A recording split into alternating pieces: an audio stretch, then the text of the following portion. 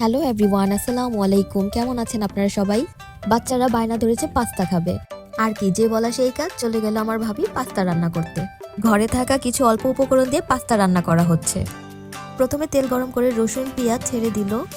পেঁয়াজ রসুনটা হালকা ভেজে তারপর সবজিগুলো অ্যাড করে দেওয়া হয়েছে। তারপর সবজিগুলোকে নেড়ে চেড়ে ভালোভাবে ভাজা ভাজা করা হচ্ছে। তারপরে অ্যাড করে দেওয়া হলো দুধ আর চিজ। এটা যেহেতু হোয়াইট পাস্তা তাই দুধ আর চিজ দেওয়া হয়েছে। তারপর অ্যাড করা হলো সিদ্ধ করা পাস্তা। পাস্তাটা ভালো করে নাড়াচাড়া দিয়ে সুন্দর করে রান্না করা হচ্ছে। সাথে আরও অ্যাড করে দিল টমেটো সস। তারপর ভালো করে নাড়াচাড়া দিয়ে এটার সাথে আবার মিশিয়ে দিল ম্যাগি মশলা। তারপর আরও ভালো করে নাড়াচাড়া দিয়ে একটু চিনি দিয়ে দিল। তো গাইস, তো হয়ে গিয়েছে আমাদের হোয়াইট পাস্তা। এই তো এখন পরিবেশনের পালা।